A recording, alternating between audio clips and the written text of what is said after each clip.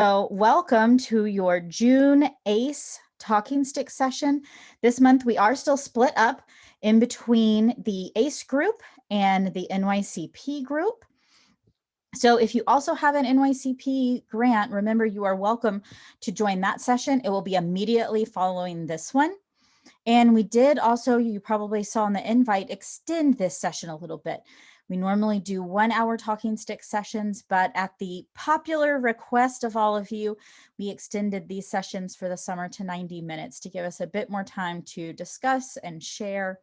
So just making sure everyone noticed that in your calendar invites. If you're like me, you may have a tendency to just click accept and not technically read all of the invite. So just a little heads up there. As we get going, we'll go ahead and take care of our disclaimer. This presentation was produced under U.S. Department of Education contract number GS00F115CA with Synergy Enterprises, Inc. The views expressed herein do not necessarily represent the positions or policies of the U.S. Department of Education. No official endorsement by the U.S. Department of Education of any product, commodity, service, or enterprise mentioned herein is intended or should be inferred. All right. So, of course, as usual, we are joined by your program officer, Bianca. Hello, everyone. Thanks for joining. I'm happy to see we have a pretty good turnout for this talking stick session, even with it being just ACE. So thank you guys for joining us. I also see a couple of unfamiliar names or new names on the list too. So that's exciting. But yeah, I wanted to give you guys some updates. We're pretty much done with the APR review. I think there's a couple of missing items that I'm looking for a couple of grantees, but you've been reached out to if there is anything missing or still needed. So if you haven't heard from me in the past month about your APR, that's probably a great thing. And, I do want to send out something once everything is completed, just to certify that we've received everything and you guys are right on track. So that should be coming soon. But yeah, thanks again for joining. Great, thank you. So we're going to talk about a few things today. In particular, there was a lot of interest around the implementation requirements. And so we really wanted to take some time and break those down, answer any questions you might have, and then also provide some time for all of you to share with each other what you're doing within each of these areas. So as a reminder, as we start out, remember that prior to implementation, you do need to turn in 4 items to Bianca. The first being a description of your operational service selection process. So how are students and families going to select services for your program to participate in? Number 2, a description of the operational parent involvement and feedback process. So what process will you have in place to take in that family feedback regarding your services, as well as to look at how people can request additional services. And we'll talk a bit about that as well.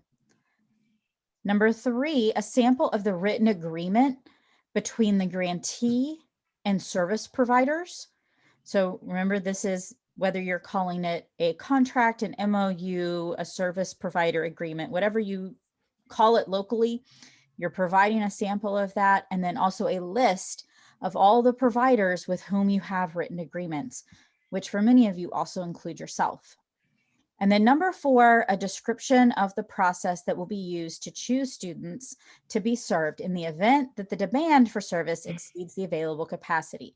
So if you have more kids who want a certain service than you actually have ability to provide for, what's your process for determining who's going to get to participate in that particular activity? So those are the 4 items that you'll be turning in to Bianca prior to implementation. Now, the majority of you, not all of you, but the majority of you will be starting implementation October 1st, 2021. So at the start of your second year of your grant. If you turn in your 4 items to Bianca on September 30th, 2021, that really does not give her time to review and approve your 4 items. So you really want to think about that as we head into the summer and early fall, is that you need to provide enough time that those items can actually be reviewed and approved, and feedback given in case you need to provide some additional information. The other thing to remember that we've talked about a few times is that September is a very busy month. That is the very last month of the grant year. Bianca will be working on continuation awards, and I know all of you know the importance of getting continuation awards out in a timely manner so you have your money for year 2. So it is ideal, if possible, to turn in these implementation pieces by at least August. You don't have to wait till the very end of your planning year to turn those in. You may still be polishing up the website that you're using for something. You may still be holding marketing events for families. But if you have those processes in place, you can go ahead and write up a description, send those in, and get it approved. All right, and I see already a couple of questions. Will the presentation be shared with us? Yes, we'll share the presentation as well as a recording of the presentation. So that'll be available. And then we're going to jump in and actually kind of go through each of these, again, providing time for questions. You'll be able to unmute and ask your questions, and time to share what you're doing within each of them. So the first one was definitely a hot topic area, which is your service selection methods. So Sarah, yeah. I just wanted to say something before we move to this. Sarah made a really good point. You know, you can definitely submit your items early, and it's recommended. And I know some grantees have already done that. Also, on the flip side, reading the APRs, there were a couple of grantees who, you know, are implementing, and they may have had that implementation date, you know, in their application, but I still haven't received these items. So if you are implementing and you never received an approval or something to confirm that I have all of these 4 items, please reach out to me so we can get those items. We have to make sure that this is uploaded in your grant file. So yes, you can go forward now. All right, so let's jump into discussing service selection methods. So there's been a lot of interest to share how everybody is actually doing service selection in your various grants. So I'm going to give you some time to think about that. I'm going to share one thing with you before we open it up, just so that you remember that we do have this other resource where folks have been diligently sharing, and that is our Padlet. So I'll put the link to the Padlet over in the chat box again.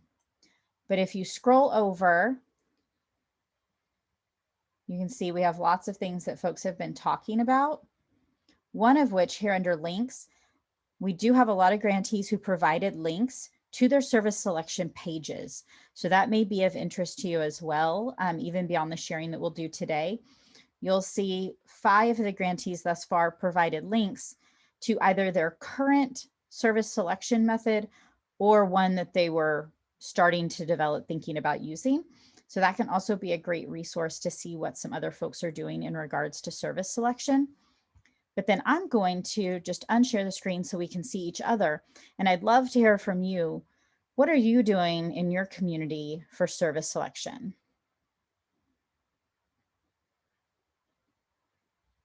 And if any of you are unable to unmute, you're also welcome to pop that in the chat box too.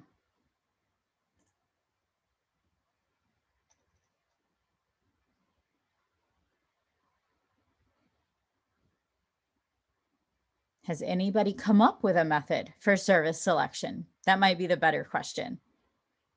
And remember, if you have questions about this, this is the time for that. Sorry, this is Ben. I didn't realize my video was on. The method for service selection is currently under evaluation. So we're late. So we're entering the evaluation period with our contractor to determine the services that will be provided, but they'll be delivered through a portal through our website and managed through an application that will assist in the case management methodologies that that OIE wants to see, the evidence-based practices, and how it's affecting the students' performance in school. Does that answer your question? I hope. Yeah, that does. So yeah, so Benjamin is with the Alaska Native Heritage Center, and so that, yeah, they're going to be developing a web portal that'll be on their existing website where folks can sign up for those services. Okay, you wanting clarification on how we selected the services? So there was a lot of interest from other grantees to hear about how you're going to have students and families select their services. So once you've put out what you're going to be providing, that menu of services, how are students and families going to sign up for those? Well, we're going to have in 4 of our 7 communities parent liaisons who will be on the ground sharing with the parents and students what services we have, we will be offering, and we'll be doing advertising through our local tribal health newsletters, our local newsletters, and through the different Facebook groups. A lot of our folks are on Facebook groups of the services, and a link will be provided to our web portal.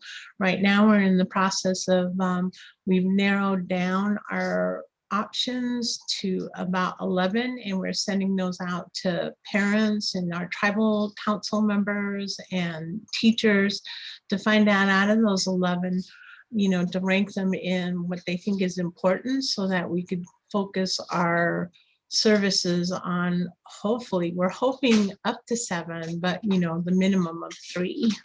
Yeah. That's great. Thanks, Laura. So Laura's also going to be using a web portal.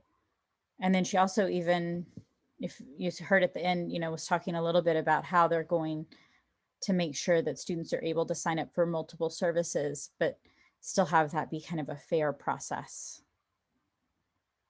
Nice. Any other ways that you're having students and families actually sign up for services? Sorry, this is Ben again. I didn't realize the depth of your question. I can provide a little more clarification as to how ANHC is going to be utilizing the portal to register students. So students will be referred to, or they be guided to ANHC's website, the Team Wona portal page, nested within our main site. But they'll either be guided here, or they'll find it themselves, and they'll register through the portal, and that the registration will get verified through the internal processes of the portal itself. So basically a logic model that involves ANHC or external partner, the system itself, and then the service provider, so that all those individuals or those identified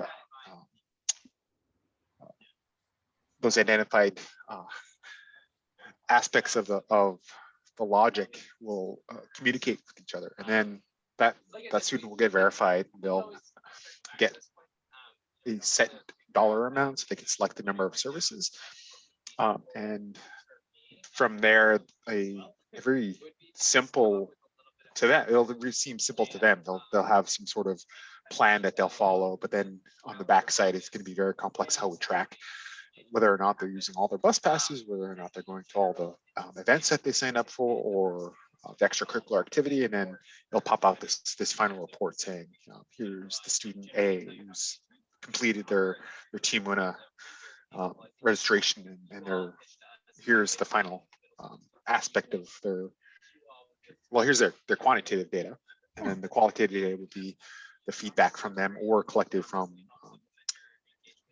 We're exploring the method of using a mentor to kind of track that qualitative information to say the student has really excelled in these programs, is now excelling in school from their feedback. So I hope that answers it. No, it does. Thank you. Yeah, and it gives a little more information about your web portal being a little bit more robust as well, that it's also collecting the attendance data and some of the other quantitative data about each of the students to help you with tracking and reporting and program improvement as well. And I know at the Logic Model series on Tuesday, Benjamin shared a diagram of kind of the flow chart of how their web portal is going to be working. And then I see over in the chat box, Kelly from Choctaw Nation shared that they're utilizing a parent choice survey that's been provided to Native American students. It was shared on their website, on the RISE Facebook page, partner school digital platforms, and by mail. And then those surveys are coming in and they're being reviewed by their evaluation team and issued out to the team weekly. So yeah, and I think all of you have brought up a good point. You know, Laura and Kelly were both sharing about how they're distributing their information through a variety of channels, that you might be driving them to the web portal or you might be driving them to the parent choice survey, but they're getting the word out through every avenue possible. Anybody else have a different way that you're getting your students and parents to sign up that you'd like to share, or any questions that you have around that piece of your project? Yeah, go ahead, Rusty. So our program with the Navajo Nation tribally controlled schools, we're very similar to what Benjamin's doing. We're creating a website portal. We're also creating a mobile app. And then if students and families can't connect that way, we're also creating a 1-800 toll-free number that they can call, and will directly, pretty much I will be the one answering it.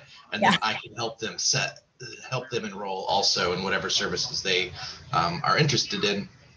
But one of our service providers that does career guidance type work, we're going to work directly with the schools and with the teachers and the guidance counselors. And what they're capable of doing is sending a link out to the entire school or all grade levels. Well, probably primarily maybe 8th through 12. And they can send, or have the counselor send the sign up link out to 100% of the students. And then of course it would be up to them to decide whether or not they wanted to participate in that service. But the service provider has the capacity to serve all of those students. Very nice. So that kind of makes it easy. Yeah. Or that one little part makes it a little easy though. Yeah, definitely helps. Well, and I love that helps is good. Yeah, and the 800 number I think will really help with those who may not have internet access or just may not be super tech savvy to be able to access that option too. Yeah. Well, and then similar to Ben and Benjamin, we've got a lot of stuff on the backside of our app and our mobile or our website that's going to be collecting a lot of that same type of data for our GIPRA and our annual reports and stuff. Which is nice, makes that easier too. Yeah, and Rusty's with NIEA, and he has also shared, if you go over to the Padlet, a link to where you can see kind of what they've been using as well. So if you're curious about seeing it in action, you can check it out there. And then I see Clarence with NACO is sharing, they're gonna most likely be using submittable.com. Since that's something that they already use with their school partners. And I think that brings up a great point that, you know, if you're already using something that the students and the families are used to sign up for other things, whether it be your programs or your partner schools programs, that's a great way to make sure that your families know how to do that. It's going to make it a little bit more user-friendly for them instead of having to have them learn how to use a whole new program. And then let's see, Yvette is going to be using SurveyMonkey and going door to door. So yeah, doing both that online option and then just getting out there door to door and helping folks sign up. Perfect. All right. Sarah,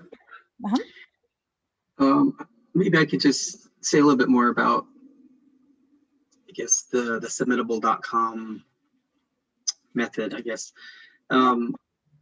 So I know right now we have family liaisons that are helping to do the family engagement, parent engagement work, so that we're trying to identify the services that we're going to be offering.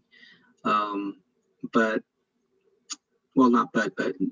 part of that is, you know, we are into 3 states, and so there are 7 communities that we're trying to work with at this time, and so these liaisons are helping us with some of the engagement outreach work.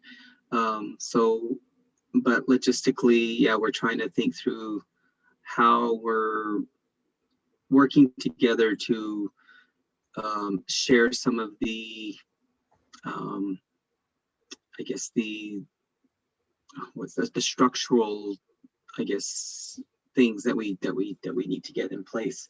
So, but submittable.com is something that we currently use with our school partners in terms of how we manage our grants and how we provide funding support to some of our schools. And so schools, at least the school leaders are familiar with that.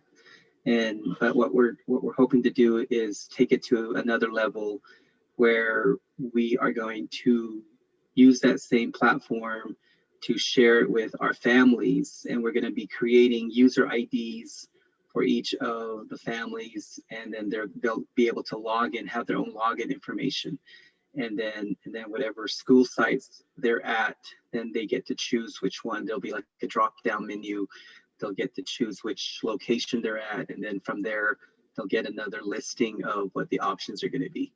But it'll be, they'll be able to go in and, you know, if they need to make changes to whatever choices they're making, they can do that also. So it'll be like a user, hopefully it's a user-friendly way to do it. But the family liaisons also will be given access to it so that they can also help parents that need the extra help to use that system. Because we also know that sometimes, well, in some cases, parents may not have the technology or the internet to access. So there might have to be more like a paper process also, so that then the liaisons are the ones that are helping to actually go into the system to enroll these students. So, but that's all right now in the works. And so I do have my family liaisons on this call right now, just so that they're hearing a lot of this information, and they're hopefully hearing also from all of you other programs and organizations across the country. So it's good to be on today. Thank you. Thanks, Clarence. Well, and I think you also bring up a good point and a good consideration for folks. So Clarence with NACA serves multiple sites. So for those of you who may be serving multiple sites, you know, some of the things he brought up in regards to how to make that a dynamic system so that kids who are at one school see the services that are available to them that may differ from those that are available at a different site.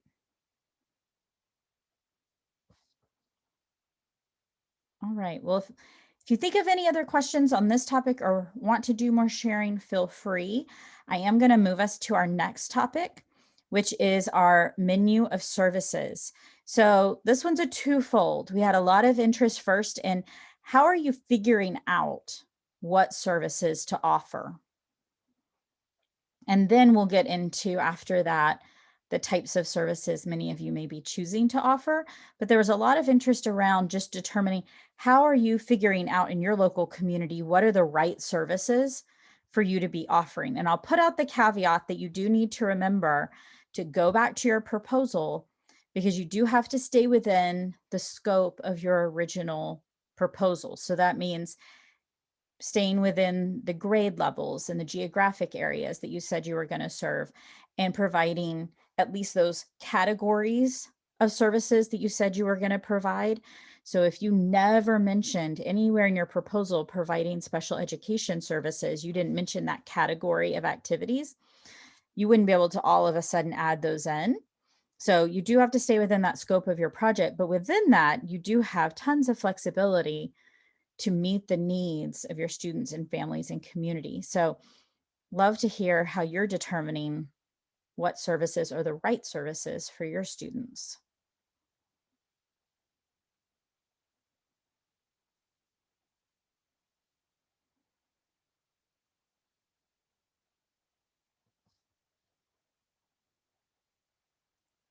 And this may be something that you're doing right now, or something that you've done either earlier this year or even maybe in your grant writing process. Last year we did some surveys with parents and school districts, and interviews with our elders about what kind of things that they would like to see offered education-wise to their communities. And cultural programs, of course, were like number one, culture and language. Tutoring was the other one, and then career and technical education, training opportunities, life skills, were like up there as to what they were wanting. And so what we did is we first, we did a lot of research in the last couple of months about places in Alaska, local places that may be able to offer those services. And then we also tried to look at how culturally appropriate they were, if they had any experience working with rural Alaska Native and American Indian students. And then we also looked at, are we able to invoice them? So that we had a direct service across the board. And so that's how we were able to come up with the different service options that we're getting ready to ask the communities out of the 11, which ones do they think is really important for this first year, with the understanding that this is going to be really dynamic and not set in stone. Yeah. Yeah, and I think it's great that you're sharing with your communities that it is a dynamic process. So you based it off of the feedback you got from your family surveys and your elder interviews and what sounds like a pretty robust needs assessment process, but then still sharing that you can be dynamic and flexible as needs, change and evolve. Thanks, Laura. And then I see Yvette sharing over in the chat box, they use something kind of, it sounds a little bit similar, a combination of surveys, elder interviews, tribal council input, and brainstorming with department of heads during the directors meetings.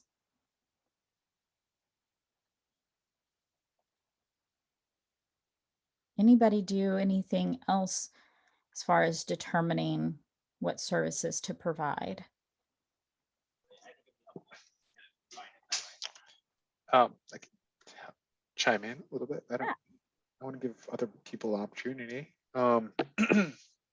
We're currently wrapping up our community needs readiness assessment. So we're moving into the evaluation phase. And so from that very complex qualitative data that we have obtained from students, families, and other organizations and vested partners, potential vested partners, as to what services are in the Anchorage School District, we're now moving to that phase of identifying the key services that the students and families really want to see. That will be available to them during the implementation period. So now we're awaiting that data or the services. Great, thank you, Benjamin. And Kayla also shared in the chat box that they're going to primarily be using the parents for that feedback and determining the types of services to be provided.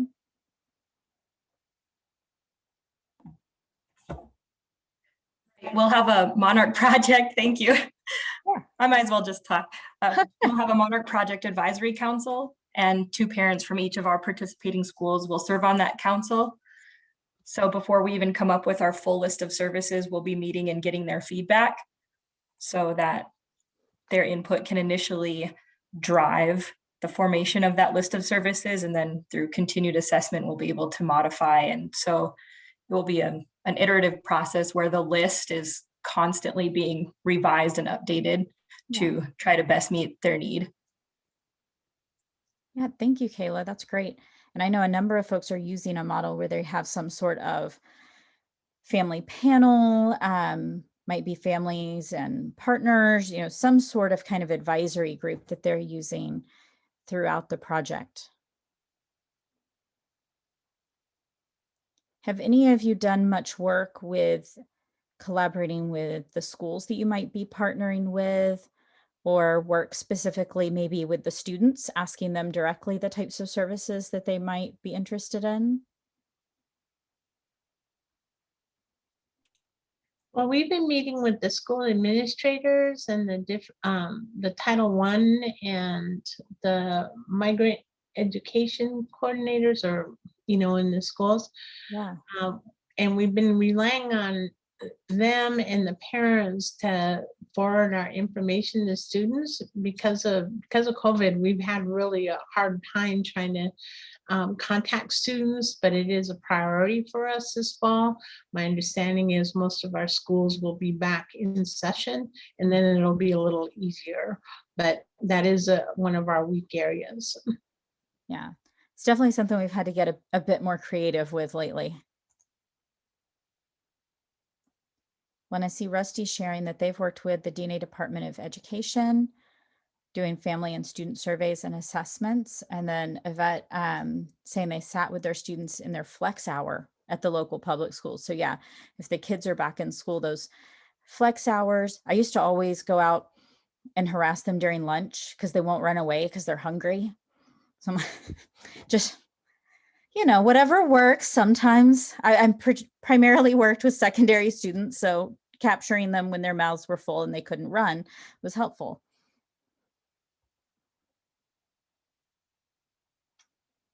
Any other things you're doing to determine what services to provide? Yeah, no worries. Absolutely. Thank you both for helping work through this. Oh, okay. I do want to share one other thing from the palette in regards to this, just so you know where it's located. So the other piece, the other end of the service options is that folks were interested in also seeing what types of services are other grantees actually providing. So we've had a lot of activity here in this first column where people are sharing the types of service options that they are providing for their students. If you're comfortable when you're sharing, putting your grant name, you know, what grantee you are with. Oh, you can see some have, some haven't. You don't have to, but if you'd like to, it's helpful because if someone has a question and would like to reach out to you, then they know who to reach out to. You'll see Tunica Biloxi actually uploaded their service selection sheet that kind of lists out all the different services that they're going to be providing.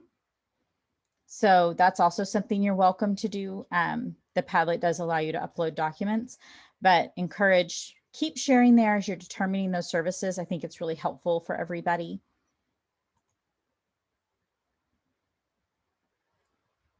All right.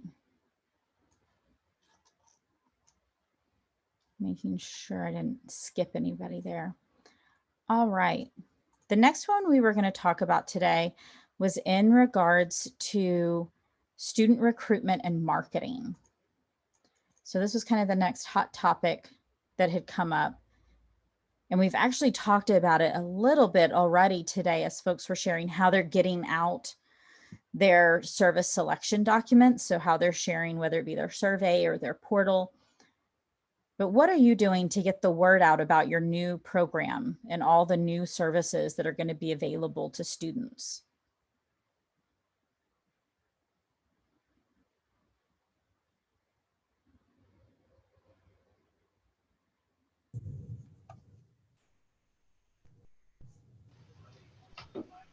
Do you need someone to speak up here? I could.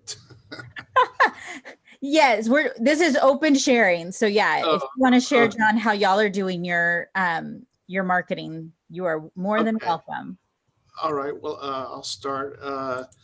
Well, as we were entering into this year prior to April 1st, when we started services, I had asked our chairman to do like a holiday address, and I actually was a guest speaker on that Zoom broadcast. And so that was sort of our first way to kind of get the word out a little bit more about what we were planning to launch. And I've also, you know, besides social media, snail mail, email, text, you know, everything that you can think of, I also got a couple of our council members to write letters of support that we shared around. And actually, because we're spread out geographically, I had a council member who is from the Chicago area write one. I had another council member for locally, and it really, I had them kind of personalize their basically support of our department and the new grant and opportunities associated with that. You know, we've been, you know, we're not quite at our year one goal. We've broken I think we've broken 100. Our goal for this year is like 131. We're going to make it. It's just, you know, the timing of when we started providing services, April 1st, down here in Louisiana, things were already starting to gear down in school. So there are a few students who needed some 11th hour support. but there wasn't necessarily an urgency that was prevalent throughout the communities to get signed up. So we also have our parent liaison. I have one in the Chicago area, one in the Houston area, and one in Louisiana.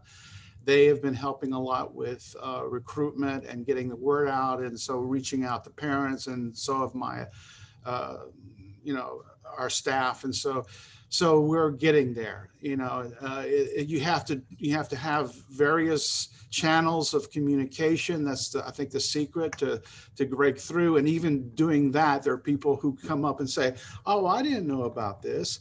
So you got to kind of keep after them. So that's kind of what we're up to. Yeah, thank you, John. And that you're absolutely correct. It's a never-ending process. No matter how much you think you have totally inundated the community with the information, there's always someone who's like, "You did a what? Where?" So yeah, never ending. Hi, Rusty. Sorry, I keep raising my hands like I'm in school. I'll take it. So I will admit that this is one of the things I have struggled with, because I am in Tulsa, Oklahoma, and our service area, and the schools we're going to service is on the Navajo reservation. And with pandemic, we've not been able to travel. So it's kind of back to that, you said inundate people with emails and texts and calls, and, send flyers out and hope that people will help continue to pass the flyers out, and information sheets, all those kind of things.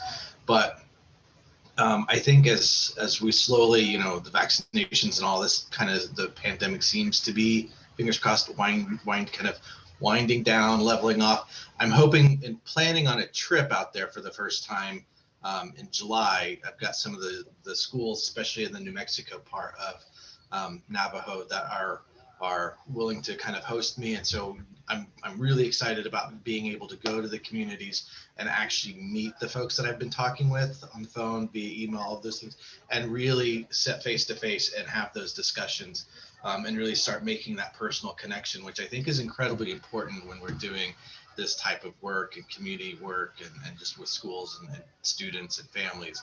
It's difficult to do it from a far away or via Zoom all the time. Yeah. That I'm excited that I'm finally going to get to go do some of those in-person things. Yeah. No, and that's exciting to finally be able to get in person, because you're right. You can do a lot of relationship building via email and Zoom, but it's different when you can actually make those in-person connections. Anyone else want to share how you're marketing your program? I'm in the same boat as Rusty. I don't want to keep raising my hand. We're currently in the exploration portion of that. We're looking at our budget to see how we can, or it's in the budget, but we're exploring this option through a contractor, and moving it forward, because we certainly have the capacity internally, but I can understand OIE's the financial regulations and law that is saying, please move all your services out of your organization. So we're exploring these options right now. Yeah. Yeah, and I know a lot of you may just be kind of putting together that marketing plan, because we are headed into what's typically the heavy marketing season as the school year kicks off. Even for those of you who might not be starting your services until October 1st, remember that during your planning period, it's perfectly appropriate to be starting your marketing, and a good idea to be starting your marketing, because you've got a lot more eyes and ears open at the start of school years than sometimes might be later in the year. And I see Jamie with TEDNA was sharing that they've been doing small press releases through local tribal newspapers and tribal agencies. They're also creating a video that's geared toward the students and families. Looking forward to seeing that, and possibly even starting a podcast. So thinking about, what are your students and families kind of already engaged with? So I'm going to call out someone, even though she just put something in the chat, but she needs to elaborate a little bit more, Kelly. I thought it was a fabulous idea, and it's one of those ways where it's kind of, bending the rules a little bit maybe, but they came up with the idea of putting like the QR information on a shirt. So I'm gonna like, if Kelly don't mind, if she wants to talk about that a little bit more for me. I don't mind at all. So we got with our, we were really excited about this. This actually came from our Choctaw Nation marketing group because we were trying to figure out ways to really attract students, attract the parents. And so our marketing team, they said, well, what about shirts, t-shirts, but with the QR code? So that way you have, it's a walking billboard. It's a walking billboard for your program and your services. And so we got the demos, and they provided us with 7 different options. And so you scan the QR code and it takes you to our website. And if you're not familiar with all the QR services, Like, the website that's listing all the services and yes, options yes. for them to sign up Yes. for. So, you know, I think it's kind of 2 things, you know, it's getting the selection method out there and marketing the services in one. And, you know, I think now it's a program t-shirt too. So, you know, it's creative and innovative, and it's bringing in like the new technology. And I think, you know, especially the younger kids, they see a QR code, they know exactly what to do. Now you go to a restaurant, they don't even give you menus anymore. It's QR codes. And, you know, so I thought that was very innovative. Yeah. Well, and if you're not familiar with QR codes, they are typically a square, sometimes a circle, and they look like a barcode. They look like something you'd see on the back of your cereal box. And you can create them for free online. And anybody with a cell phone, a smartphone, can scan it, even with just like take a photo of it, and it will open up the associated website. So just in case anybody hasn't encountered a QR code just yet.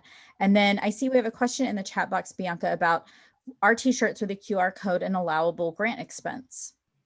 Yeah, so that's where I was going with, you know, because it's bringing in the marketing, I think that's where we're allowing it. T-shirts for programming is technically not, but now this is, you know, marketing and getting the message out with the services that's available more. So we were able to allow that within their planning period expenses. This is not taken away from, you know, any direct services. This is basically their marketing expense plan.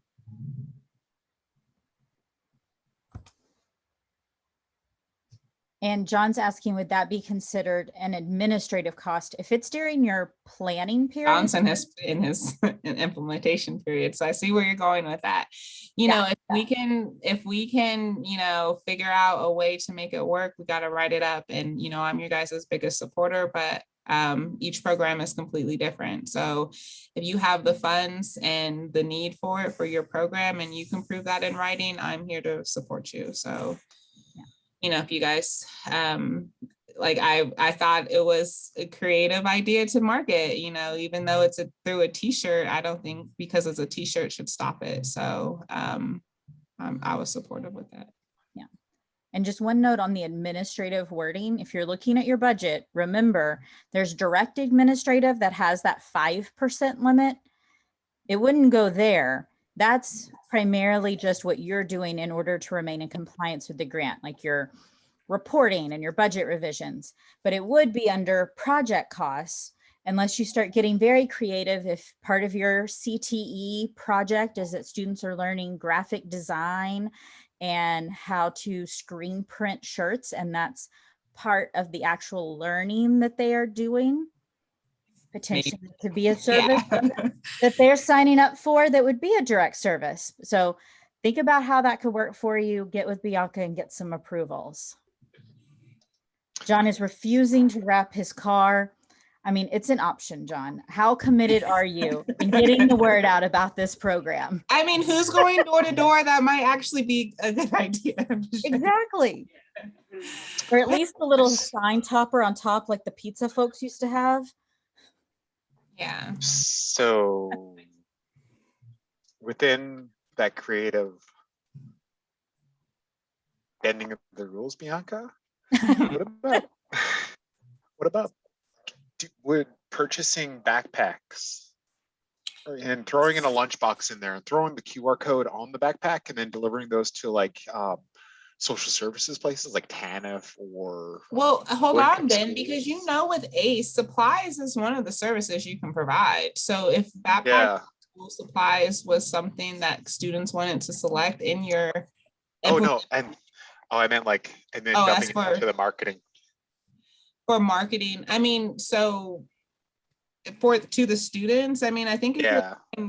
it depends. How are you putting a QR code on a backpack? I'm confused how that's Yeah, on a backpack and a lunchbox. Like if a student.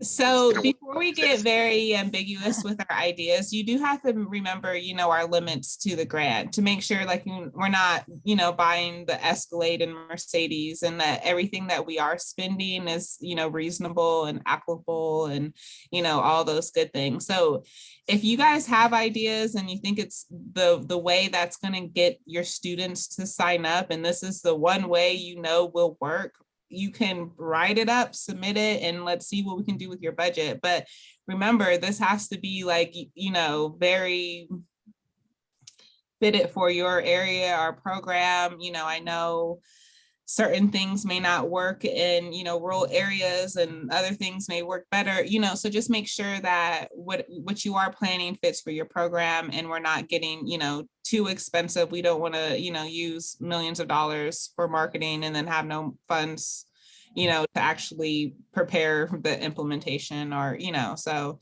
please be reasonable. But I do know that, you know, especially after reading the APRs, that there are some funds that you guys haven't been spending, you know, if it's you guys extended your planning period, that may change what you plan because now you have less funds, you know, that you need for services.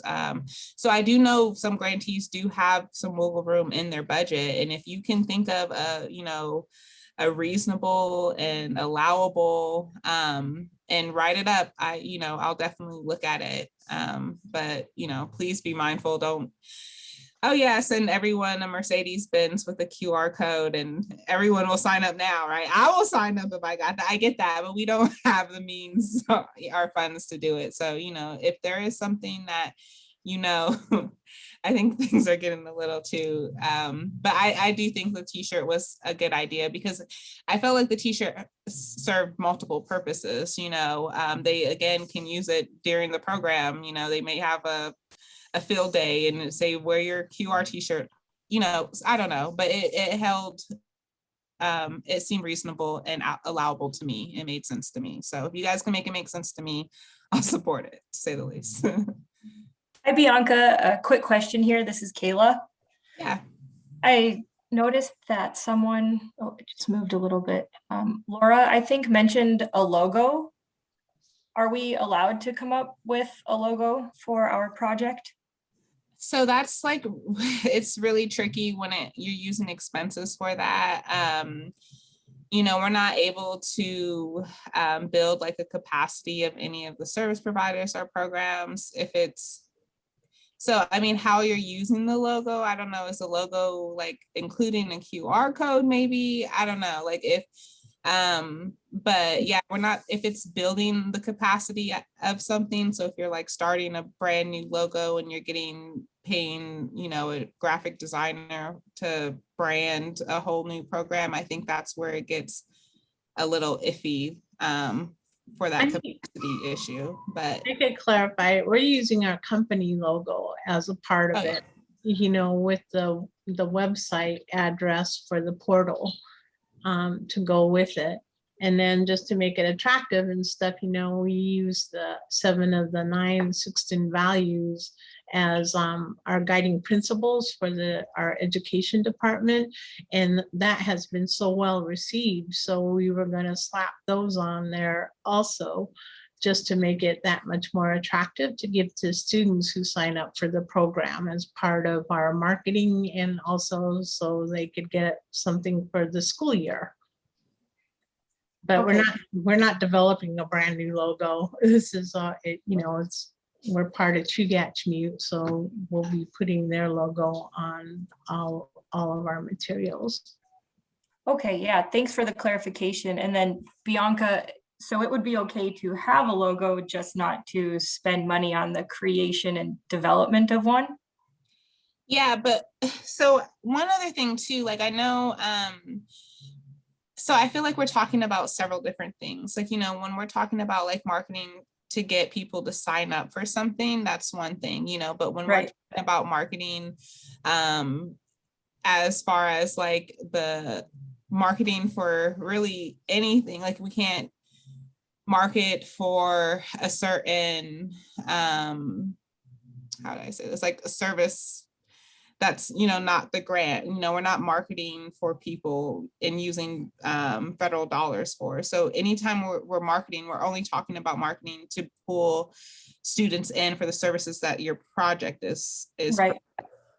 so, you know, to do that, if you have a you're running it through your tribe, or you're running it through, you know, your Indian organization or whatever applicant that received the grant funds, I can, you know, see a flyer that says, you know, Chugachmu or whatever tribe, and then the QR, you know what I mean, whatever. But I don't know, I'm probably getting a little bit lost on this, but yeah, you can use whatever tribe or entity that you already are, if that makes sense.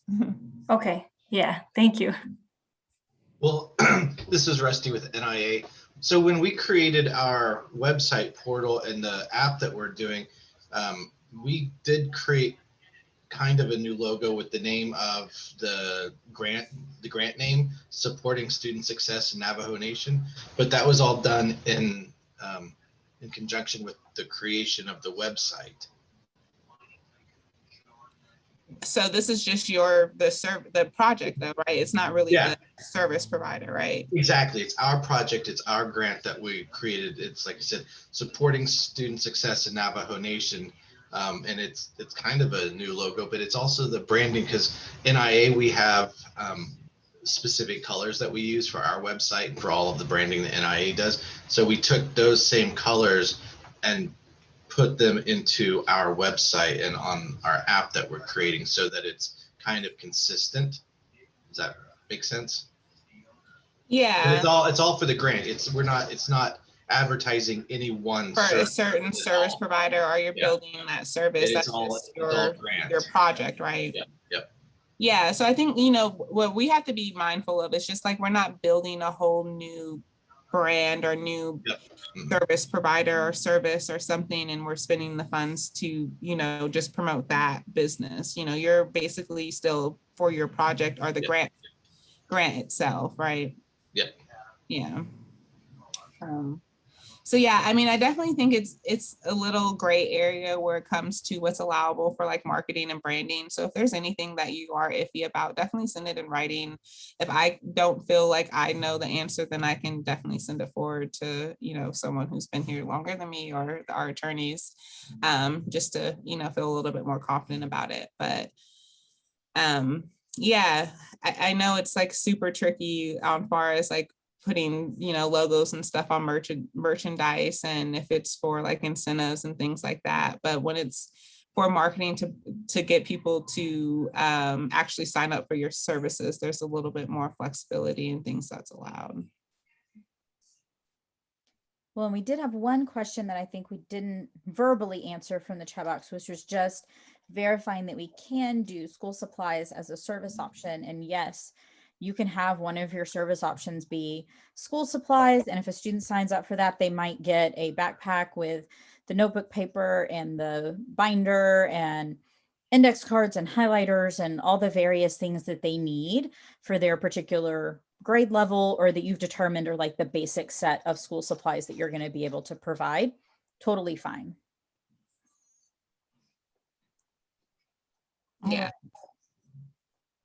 Well, thank y'all for a very robust conversation around that particular topic. I am going to move us to our next one just to kind of make sure that we do get to go at least a little bit through each of them that was of interest for this time's chat. The next one is talking about family involvement and feedback process. So, you know, this is one of the things that you do have to have in place and that you do have to send in as part of those implementation requirements. So how do you plan on getting both the family feedback on Are they happy with the services you're providing, with the quality, with the variety of services?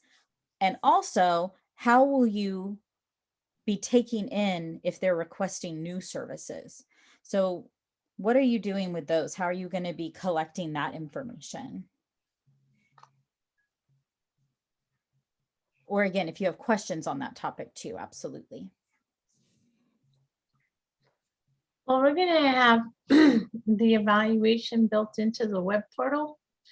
We're using a learning management system actually to be able to enroll, track, and then for the students, you know, if they finish a certain service, to also spit out a certificate and stuff so that they could use that with their resumes, or, you know, showing that they completed this program. Yeah, that's I great. lost my train of thought, but yeah, that's what we're going to do. So we're going to have the evaluation built right in, and they won't be able to get that certificate until they fill out the evaluation. Now see, that's great. Kind of a way to politely force their hand into completing that feedback piece. We're partners. Exactly. Yeah, and I know I've seen quite a few of the grantees who are making kind of that one-stop shopping website where folks can sign up for services in the same place, provide feedback in the same place. But I hadn't seen that quite yet, where, yeah, in order to get the certificate that you might want to use, like you said, with your resume, or to get a certain job, or even maybe to show for certain school things, you would need to complete your feedback in order to get that certificate. Nice. There's a quick question from Spencer about the supplies. So if you would like to offer supplies to students that needs to have a per student cost. So yes, that needs to be selected by the students, you know. So in your budgets, there should be, you know, if every student who selects supplies, your limitation may be $1,000 or $500 or whatever per that student. So then, you know, that would be one of their options to select, and however you have your point system or money system for them to select, but it definitely should be included. And, you know, whatever amount you set forth for one child should be the same for every child. Thank you. Okay, and would we contract with ourselves on that, or an outside vendor? Yeah, if you are, that would be with yourself. So in your service agreement, that can be agreed, you know, part of your service agreement, and funds from, you know, either if you're doing a contract with yourself or supplies from your budget. And if it's not in a contract, make sure it's very specifically written that it's related to that per student cost that you are providing. Okay, thank you. Yeah. And I see Clarence saying, yeah, he agrees to keep it in that same enrollment platform would probably make it a lot easier. And Kelly sharing that they're going to be doing parent focus meetings at least 2 times a year so that families can share their feedback that way. And then after each program activity, their evaluators are creating rapid feedback surveys so they can get feedback from the students as well. And one thing, you know, I kind of want to make clear too, if it's not already, is that even though parents can have feedback or request additional services, there could be reasons why you can't offer it too, you know, so you can definitely, you know, reply back to them that sounds great, you know, maybe next time, but we have this scope and that's not a part of, you know, our scope, or we have this per student cost for that area, so we can't afford it, you know. So you don't have to change your budget completely or your services providers completely because of a parent request. But let's say there is an option where, you know, maybe a family found, you know, something equivalent, but instead of in person, it's online, and that family just doesn't want to do anything in person at all, you know, and the amount is equivalent or less or something, where you can't afford it, then why not, you know? So don't feel like you have to change, for every request, or it'll be impossible, but you do have to, provide sound reason why that's not allowable or you can't do it moving forward. And that ties really nicely into a question I got a lot during APR season, because you do have a GEPRA around what percentage of parent requests were you able to honor. Do not feel like that GEPRA always has to be 100% or that it will look poorly. That's where that explanation of progress comes in. It may be 0% because maybe you only got 2 parent requests, and one was that they wanted you to provide door-to-door service for their child to go somewhere that was totally outside the scope of your project and was an astronomical amount of money. And so you had a very good reason why you had to say, no, we're not going to be able to offer that service to you. And someone else said, I know that you're doing group music lessons, but I want private harmonica lessons. And that's not what you're offering. It's perfectly fine, again, to say, we'll keep that in mind. And if we get increased interest in harmonica lessons, we'll look at offering that in the future. But that is not something that we're able to do at this time. That's where those explanations of progress come in. But it's okay that you weren't able to honor either of those requests that year. Yeah. If I may, in addition to us having like a 9-week survey, satisfaction survey of our staff's and outside provider services, we also have the activity per activity survey as well. Those are all on our portal website. But we also, to speak to the responding to parents, we get these through our parent liaison. Sometimes we get them directly from the parents. We date stamp everything, because part of our goal is to try to respond within, a 30-day period, and hopefully it'll be a lot sooner than that. But sometimes it may be for logistical reasons. Maybe they'd like a tutoring service that's closer to their home, and so we have to take the time to reach out and assess the provider that they maybe have suggested, or come up with an option for them. So I think that's something that everyone should think about as far as date stamping the request as they come in, and how long it takes you to respond. Yeah, and that's a great point, because that is another thing that you are expected to report on in those GEPRA, is how quickly you're able to respond to those requests. And secondly, you bring up that great point that, again, I think we all think, well, I got to respond really fast. I should respond to them within 24 hours because, well, you might do your initial response, letting them know you received their request, but you may not be able, like you said, to make a decision on their request quite that rapidly, because it may take some legwork to figure out whether that's something feasible for you. And I said, all of that is okay, and just underlies again the importance of those explanations of progress to provide that context that just one number can never give.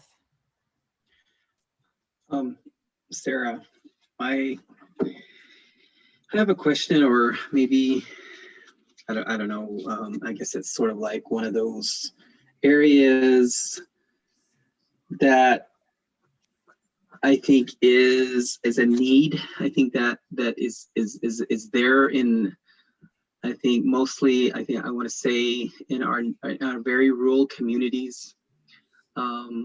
So, we're talking about a process where we're trying to identify what students and families want for the students. And yeah, we can have them dream, and we can have them think about a wish list, I guess, of sorts.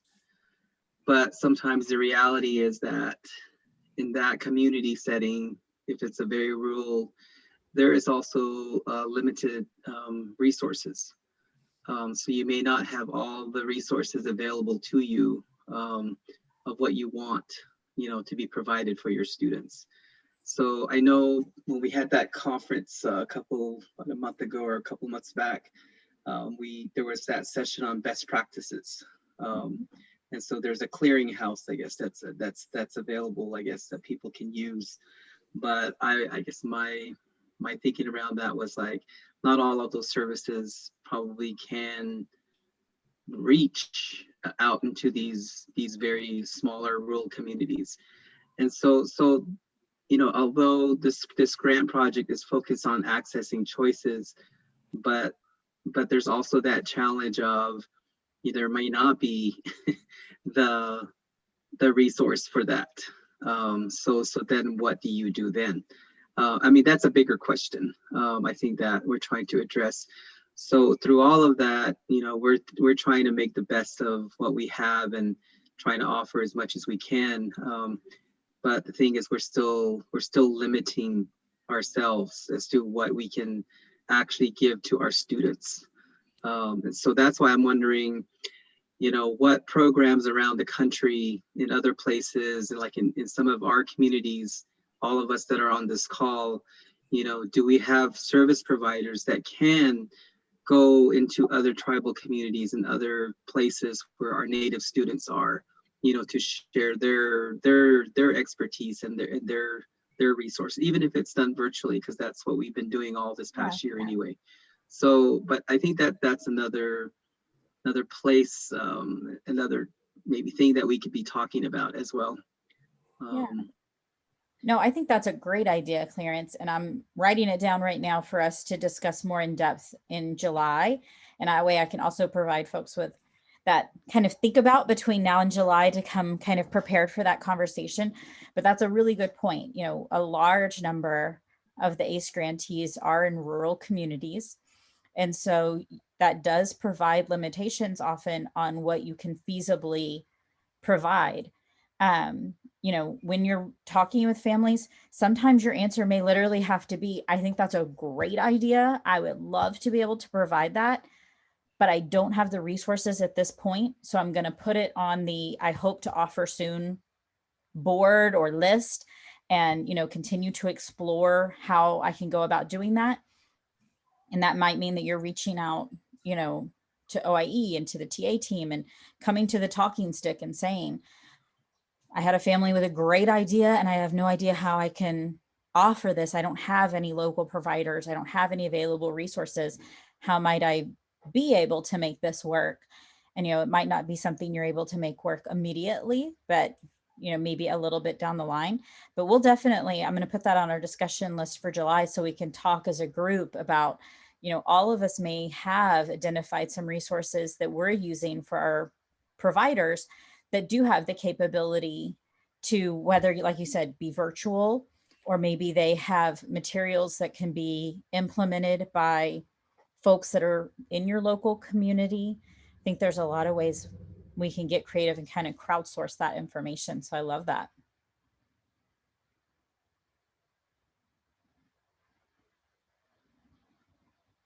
All right. I'm going to go to we have, I think, 2 more topics we were going to talk about. Please keep, sharing and popping your ideas in the chat box too. Our next one was really not as much about discussion as just giving you that opportunity to ask any questions you might have, because that third implementation requirement is that service provider agreement sample and the list of service providers. So it kind of ties in nicely about what we were just talking about. Did anybody have any questions about service provider agreements? Rusty, go for it. So I've already got 2 of them signed and working with them. Mm-hmm. And then 2 will be with NIA, so I need to get those done. But when we provide the example or the sample service provider agreement, do we just provide a blank one, or do you want to see one that's actually been signed? Well, and I'll let Bianca take that away as far as whether she'd prefer a completed one or a blank one. I've received both, and I have sometimes some of the blank ones I may have asked for additional information or a little bit more. So I don't really have a preference, but yeah, we just need one. It needs to be a sample. Okay. My preference, which is, completely optional to you, especially since you are a service provider, I do kind of like seeing the one that you have with yourself, just to see how it's written out, and just because other project's been having an issue or challenge kind of getting that concept. So seeing more has been helping me explain, a little better things. So if I had to choose, what I would want to see, but I really don't. But yeah, I know people who I approved agreements on, I may have, asked for a little bit more information or something else in addition, but I don't really have a preference. It can be blank, it, can be filled out. Because we are using the service provider contract, the template that was given to us by The template. Yeah, we're using the template. Yeah, so that's great. Use the template, but just make sure that it's not just the template, fill out your information. Oh, yeah. No, because I've seen that done before too, no, I've gone using back yours, and forth like, numerous okay, times. well, Yeah, no, can we've you gone fill back out? Yeah, so numerous times that's fine. And our attorneys reviewed both of them. So yeah, no, they're, everything's in there. It's not just, it's a little more than fill in the blank, but okay, perfect. Thank you. Two questions. Yeah. Let's call on John real quick. I think he had his hand up. Yeah, I think it's John, then Kelly, then Ben. Yeah. Yeah, we've, been developing contracts as we've added providers. However, we've had some requests, service requests for hotspots, which requires it requires a subscription to a provider. So what we have decided to do is, say if it's requested by the parent, that they have to establish a contract for that service to them, and then they would send us the invoice and we would pay the provider directly. Is that the proper way to handle that? You see what I'm saying? Yeah, because we have, you cannot give the funds to the families, of course. All right, so we would just get the that invoice and pay on that account directly to the provider.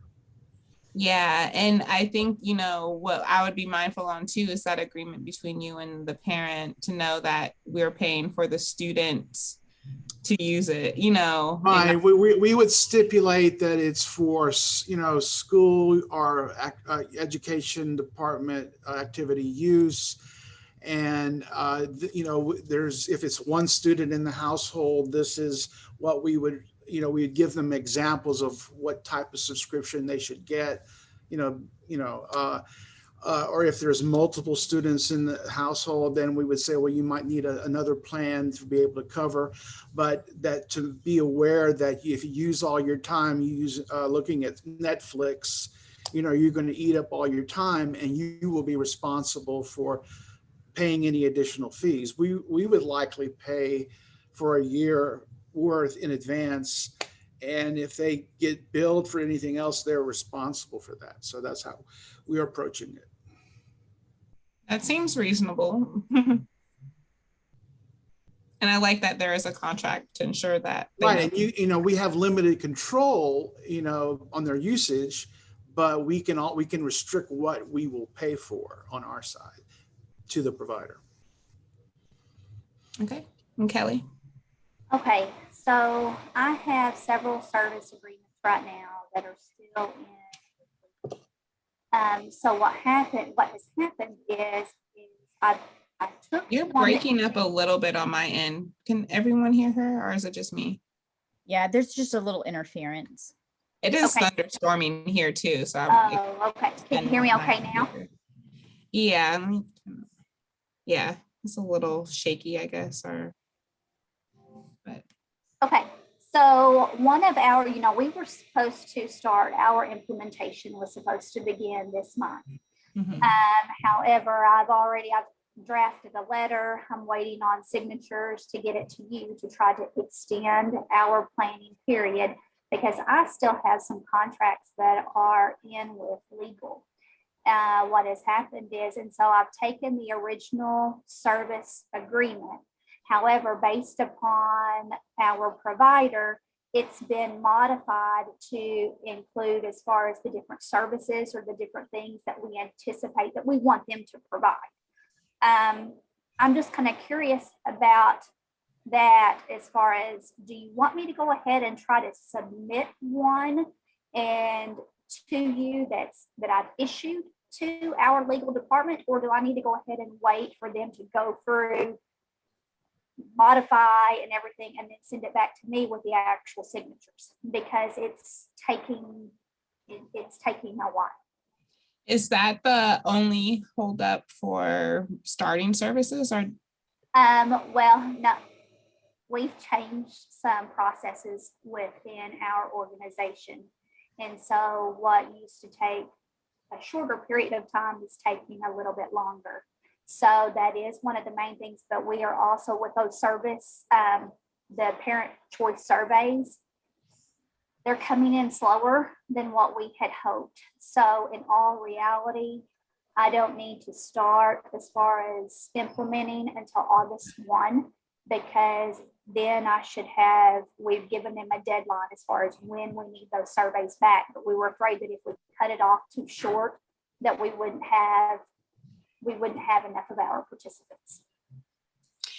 Yeah, so I mean, I would recommend definitely getting the letter in to extend the planning period if you have more reasons than just the agreement.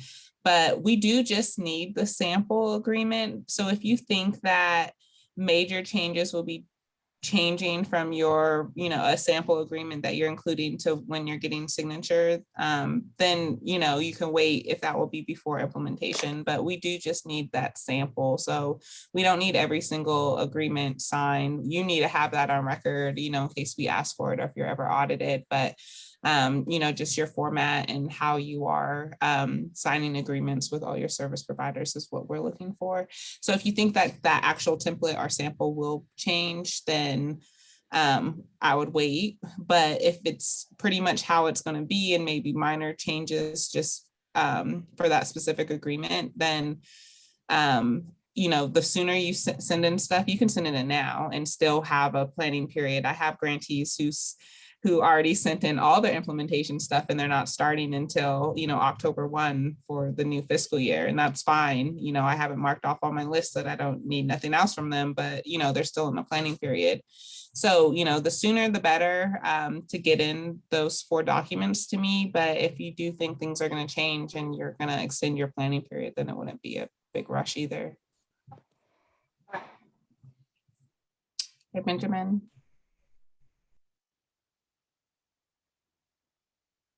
Ben, did you have a question still? You're on mute. Sorry, I'm spacing out. I have 2 questions actually. No problem. As we're developing and authorizing and ratifying the service contracts with the providers, the theoretical kind of roadblocks or concerns that we're having is, what if we develop or we set up a service with vendor A, vendor B, and vendor C, and we present to them and say, we're going to have 800 students is our milestone. But what if 700 students sign up for service A and B? And then the expectation with vendor C is that hey, we're going to get possibly 100 students sign up for the service, but only 2 sign up. It's just not feasible for them as a profit service provider to really expect 100 in their hopes and then only have 2 sign up. Yeah, I know, and that's been the biggest dilemma, even with you guys as service providers. We have no idea. I think that's why we're, so prone on having that per student cost in that service provider agreement, that every service provider agreement know that this is based on the per student cost and not a total cost or a yearly cost. And, that is the scenario of this grant. We can't really change. We can't pay for services that's not being received either. So, yeah, exactly. Well, and remember too, that if you look at that or the service provider agreement template, that it's a suggestion to include a minimum and maximum. And that kind of protects both that provider and yourself. So that, yeah, if only 2 kids sign up, it probably isn't financially feasible for an organization to provide an in-person service for 2 kiddos. So they may need to then think, when they're entering into a contract with you, what's the minimum number of students at this price per student that we can serve? So that might mean we need to set a minimum of 10. At 10, we break even and can afford to offer this. And then on the other end, capping it and saying, but we as an organization can't afford for you to go over a maximum of 100 students because we've allocated at most this much money for this service. So if you were to serve over 100, we don't have enough money for that. So that's definitely why we don't require, but suggest in that template that you put in those minimums and maximums. Thank you. That was a concern. I didn't know how to answer to our finance team.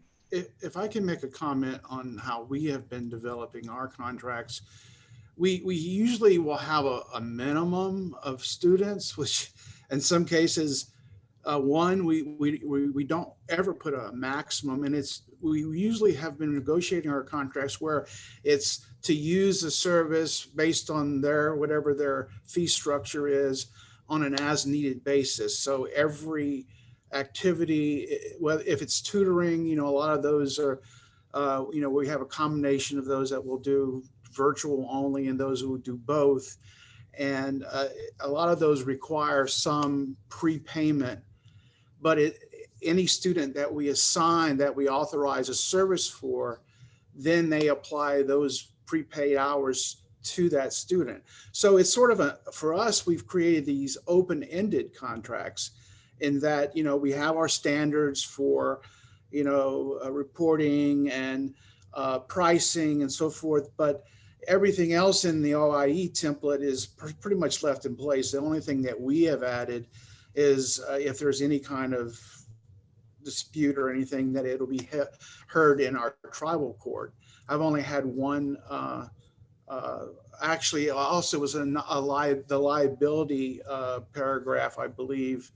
There was only one provider who balked at that. And so we pretty much eliminated that particular line. But like I said, we instead of saying, yes, I pledge to pay you X amount of money in 1 year, we stay away from that as much as we can. It may depend on the type of provider you're dealing with, but that's what we've tried to do.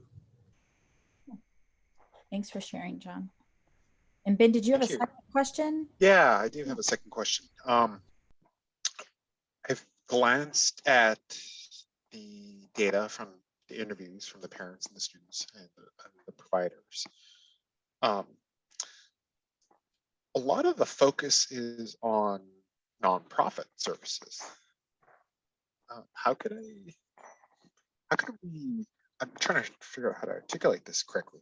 How could I shift it to like what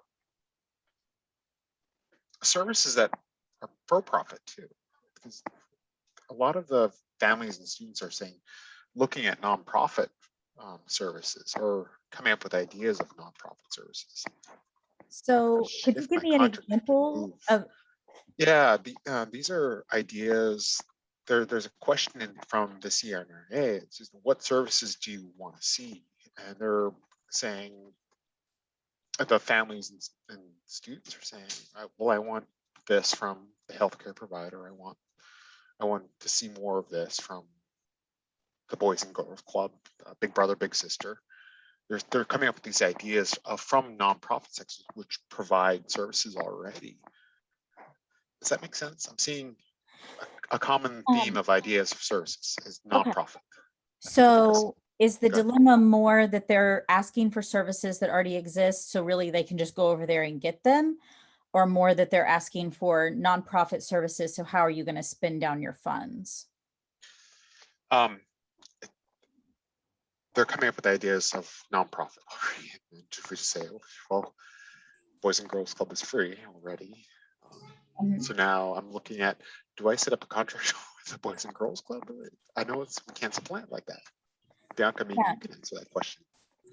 Yeah, we cannot, provide services that's already offered. But I mean, I definitely think that's, you know, just getting some information out there and getting them to know about other services and things that are in the area. You know, maybe having like, we're considering this, is any of this interested to you? Putting a survey out like that and kind of pulling in, you know, maybe ideas that you've already gotten from the community or from other places, you know, but if you're able to like present maybe more information to them, because, you know, we only know what we know until someone presents us something new. So if, you know, you have other ideas that can work in that area and fit your scope, you know, maybe there's some way that you can like, you know, still package it where they can be like, oh, okay, I am interested in that. And maybe you can scale it, like what's most interesting to you out of this list, or, you know, just try to get some more data or feedback from those for-profit organizations. Yeah.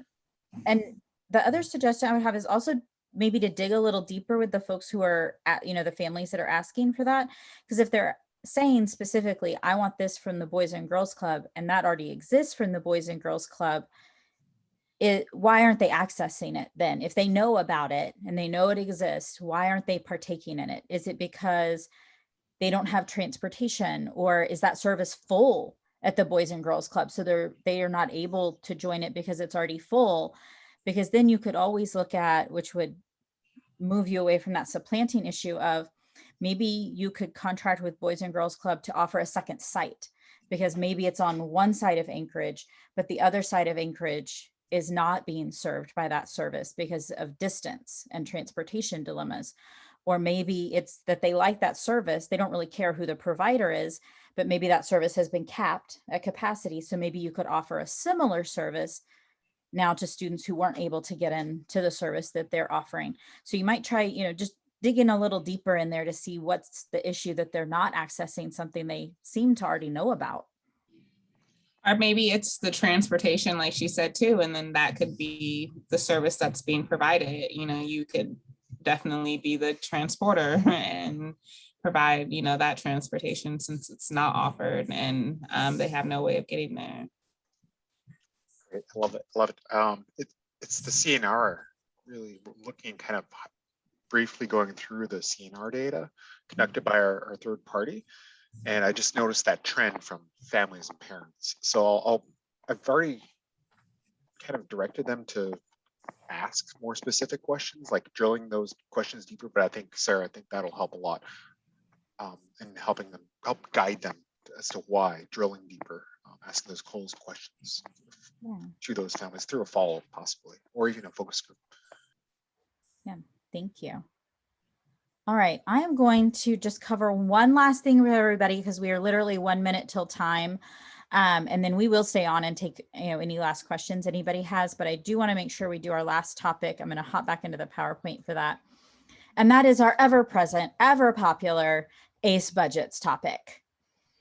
So I did want to just provide a bit of an update and a reminder to folks. So first of all, big congratulations to these 10 ACE grantees who do have approved budgets in place for their grant. So if your name is on this list, you get, yes, our applause and our yay, because you do have an approved budget in place. And it's also a reminder, because I know some of you may have potentially thought that your budget maybe was approved because you sent something in. Make sure, if you're not sure where yours is in the process and you're not on this list, reach out, because we do want to, as soon as humanly possible, get all 40 ACE grantees in an approved budget situation. So consult the list, start reaching out, and let's go ahead and get those set. Remember, any questions you have, you can always, you know, reach out to Bianca. You can reach out to us at the TA team. We're always happy to meet with you, and we can walk through your budget and help you, you know, get that into approvable format. We've been doing that with grantees over the last few months. So please, please let us know if you have questions and if you want to kind of walk anything through. And then, like I said, we are at the end, so we'll take a few questions. The last reminder just being, we do have office hours again this month. That's coming up on June 24th from 1 to 2. We have our June series on logic models and data-driven decision-making. We had our first session this last Tuesday. If you missed it, don't worry. We have the recording. I'll send that out to those who missed it this afternoon. So watch it, check in, and then jump in with us next Tuesday for day 2. And then our next ACE Talking Stick session is going to be July 8th, where we'll be together just as an ACE group again and have lots of time to chat. So I am going to unshare and pop up our final poll for those who may need to hop to other events. If you don't mind taking just a moment to complete that, it's just a couple of questions and should magically appear on your screen. And then I will start going through any questions that you might have. I think the only one from the chat box was Lenora was asking about school supply vendors. So ideas and examples of vendors, what do they charge per student, type of supplies allowed? How often would you renew their contract? So just some general feedback. There are definitely vendors that will provide like supply kits. So you can kind of look at what they have available and how that matches up with what your partner schools expect students to have. A lot of times PTAs and things sometimes will buy those and sell them as just like little supply kits. You also don't have to buy them as a kit.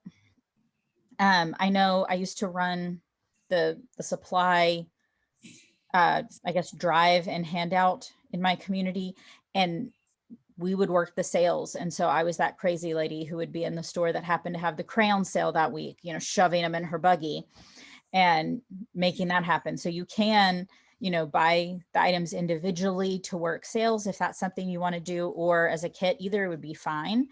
As far as the contracts, that kind of depends on how often you're going to let students sign up for that service. So if it's just like a beginning of the year service, then you might go ahead and just have, you know, kind of a one-time as needed contract. And, you know, if you're just ordering supplies, that might not be something that you have a contract for with a provider. It might be that you're the provider and you're just ordering those supplies. And if you're ordering that from a company, you don't need necessarily, if you're the provider for that, then you don't necessarily have to have a contract with who you're purchasing the supplies from. And I see John provided you with some ideas of folks that he has gotten supplies from before. Any other questions, whether it be on previous topics or on our final budget topic or anything else?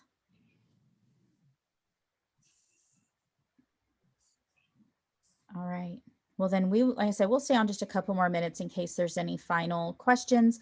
Thank you to those of you who have completed that feedback survey. That is super helpful. I appreciate it. It's still up if any of the last few folks want to knock that out. And then we will see you, if nothing else, back in July, on July 8th for our next Talking Stick. Bye, everybody. And NYCP is going on right now too for those. Yeah. NYCP directors. Yeah, and if anybody wants to hop to that, I'll pop the link in the chat box so you don't have to go find it again.